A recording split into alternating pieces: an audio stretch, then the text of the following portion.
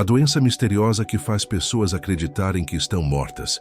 Imagine acordar uma manhã e estar absolutamente convencido de que você está morto. Não metaforicamente ou em sentido figurado. Você realmente acredita que seu corpo parou de funcionar, que seus órgãos estão em decomposição, que seu sangue não circula mais. E nada, absolutamente nada, que alguém diga pode convencê-lo do contrário. Para a maioria de nós, isso parece impossível. Afinal, se estamos conscientes, como poderíamos acreditar que estamos mortos? Mas para algumas pessoas no mundo, esta é uma realidade aterrorizante.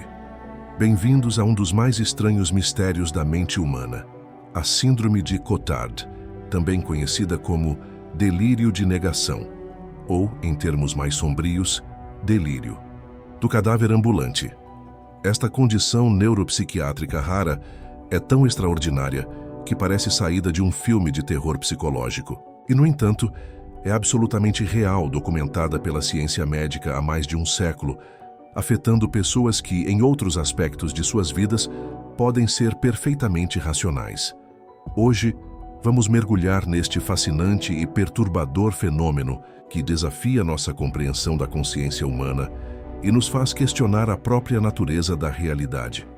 A Síndrome de Cotard recebeu este nome graças ao neurologista francês Jules Cotard, que em 1880 descreveu o caso de uma paciente conhecida como Mademoiselle X. Esta mulher de meia-idade insistia que não tinha cérebro, nervos, peito ou intestinos. Ela acreditava estar morta e frequentemente negava a existência de partes de seu corpo ou mesmo do mundo ao seu redor. Mas o que exatamente é esta condição? Em termos clínicos, a Síndrome de Cotard é classificada como um delírio nihilístico de negação, onde o paciente nega a existência do próprio corpo, de partes específicas dele, ou mesmo de sua própria existência como ser vivo.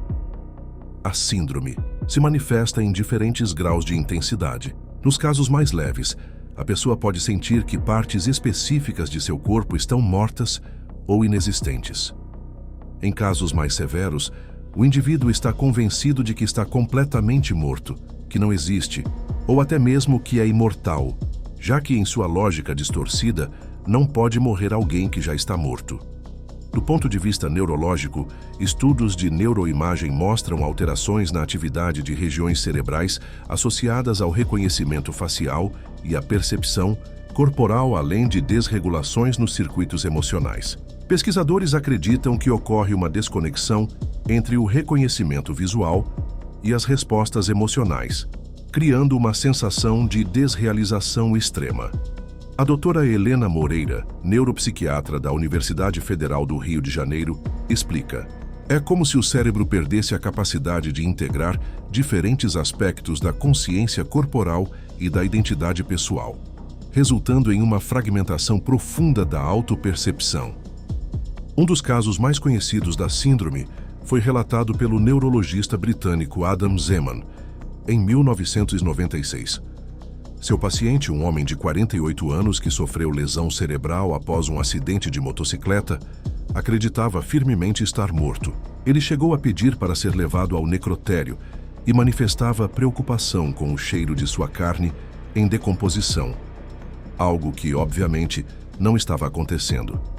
Em outro caso impressionante, documentado em 2008, uma mulher escocesa de 53 anos desenvolveu a síndrome após tentar tratar uma depressão severa com terapia eletroconvulsiva. Ela relatava aos médicos: estou morta há semanas, meu coração não bate mais e meu sangue não flui. Estou apodrecendo por dentro. Fascinante é o relato de Graham Harrison, um britânico que conviveu com a síndrome por meses e, depois de recuperado, conseguiu descrever sua experiência. Eu estava absolutamente convencido de que havia morrido por conta própria e acabado no inferno. Mas o inferno não era o que eu esperava. Era simplesmente o mesmo mundo, só que eu estava morto. Nem mesmo sentia fome ou sede, porque para que alimentar um cadáver? Foi apenas quando meu corpo chegou à beira do colapso por desnutrição que os médicos conseguiram intervir com medicação forçada. Aqui no Brasil, o caso de uma professora de 42 anos chamou a atenção da comunidade médica em 2019. Após um quadro grave de encefalite, ela desenvolveu a crença inabalável de que seus órgãos haviam parado de funcionar. "Meu coração está seco. Meus pulmões não se enchem de ar", dizia aos médicos, mesmo quando lhe mostravam os resultados normais de seus exames. O Dr. Paulo Salete, psiquiatra da USP, comenta: "O aspecto mais intrigante desses casos é a coexistência da racionalidade em outras áreas da vida com um delírio tão profundo em relação à própria existência. É como se uma parte específica do cérebro, responsável pela sensação de estar vivo, simplesmente desligasse. Mas o que causa essa condição surreal? Os cientistas ainda não têm uma resposta definitiva, mas existem várias hipóteses. A síndrome de Cotard geralmente não surge isoladamente. Na maioria dos casos, ela aparece como um sintoma secundário de outras condições psiquiátricas ou neurológicas. Depressão severa, esquizofrenia, transtorno bipolar, demência e lesões cerebrais traumáticas estão entre os principais fatores de risco. Certas condições médicas também podem desencadear a síndrome, como infecções cerebrais, tumores, esclerose múltipla e doenças degenerativas. Há relatos de casos após o uso de certos medicamentos, principalmente alguns antipsicóticos, e durante a retirada abrupta de benzodiazepínicos. Em termos neuroquímicos, acredita-se que desequilíbrios nos neurotransmissores, especialmente serotonina e dopamina, desempenhem um papel importante. Estudos recentes com técnicas avançadas de neuroimagem apontam para alterações na atividade do lobo parietal e frontal, áreas cruciais para nossa autopercepção e senso de realidade. O neuropsicólogo Alexandre Barbosa, do Instituto de Neurociências de São Paulo, explica: "O que vemos nos exames de neuroimagem desses pacientes é semelhante aos padrões observados em pessoas com despersonalização severa ou anossognosia, a incapacidade de reconhecer a própria doença. É como se o cérebro perdesse a capacidade de integrar sinais internos que nos dão a sensação de estarmos vivos." Interessantemente, alguns pesquisadores sugerem que a síndrome de Cotard pode representar um mecanismo extremo de defesa psicológica contra um sofrimento emocional insuportável. Numa tentativa desesperada de escapar da dor psíquica, o cérebro geraria a convicção de já estar morto. Como é a vida de alguém que acredita estar morto? As consequências dessa condição são devastadoras. Muitos pacientes deixam de se alimentar. Afinal, por que um morto precisaria comer?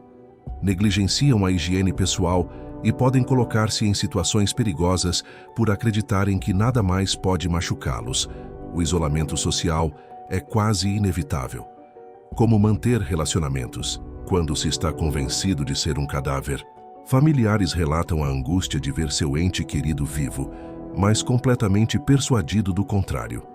Maria, irmã de um paciente brasileiro que preferiu não ser identificado, descreve: "Era como se meu irmão tivesse sido substituído por alguém que parecia ele, mas vivia em outra realidade. Ele parou de tomar banho porque dizia que cadáveres não precisam de higiene e tivemos que forçá-lo a comer. Ele olhava para a comida com desprezo, dizendo que era uma crueldade obrigar um morto a comer." Paradoxalmente, alguns pacientes desenvolvem ideias de imortalidade junto com a crença de estarem mortos. Um paciente francês, documentado em 2003, acreditava estar morto há séculos e ter se tornado eterno no processo. "Como posso morrer se já estou morto? Sou como um fantasma condenado a vagar eternamente", dizia aos médicos. Em termos de impacto social, a síndrome é frequentemente incompreendida. Por sua raridade, muitos profissionais de saúde nunca encontraram um caso na vida e podem confundi-la com outros transtornos psicóticos. Isso frequentemente leva a atrasos no diagnóstico correto e no tratamento adequado. Felizmente, a síndrome de Cotard é tratável, embora o processo possa ser longo e desafiador. A abordagem terapêutica geralmente envolve uma combinação de medicamentos e psicoterapia, adaptada às necessidades específicas de cada paciente. Antipsicóticos e antidepressivos são frequentemente prescritos para abordar os delírios e as condições subjacentes. Em casos graves, quando há risco de vida devido à recusa em se alimentar, a terapia eletroconvulsiva, ECT, tem mostrado resultados surpreendentemente positivos.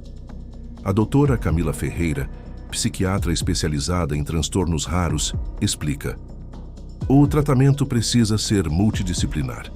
Enquanto a medicação ajuda a estabilizar a química cerebral, a terapia cognitivo-comportamental pode ajudar o paciente a reconhecer e desafiar os pensamentos delirantes.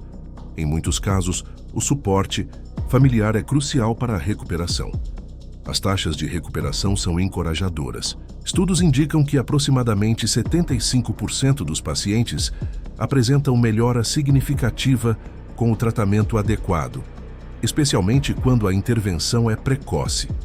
No entanto, em alguns casos, particularmente aqueles associados a doenças neurodegenerativas, os sintomas podem persistir ou reaparecer periodicamente.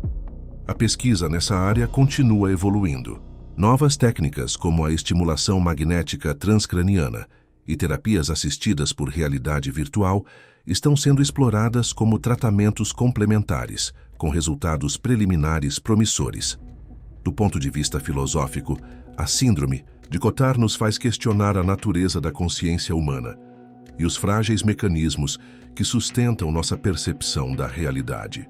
Como observa o neurocientista português Antônio Damasio, condições como esta nos mostram que nosso sentido de existir, algo que tomamos como garantido, é na verdade uma construção ativa e contínua do cérebro. Uma construção que pode, sob certas circunstâncias, falhar dramaticamente. A síndrome de Cotard é um lembrete fascinante e perturbador da fragilidade da mente humana.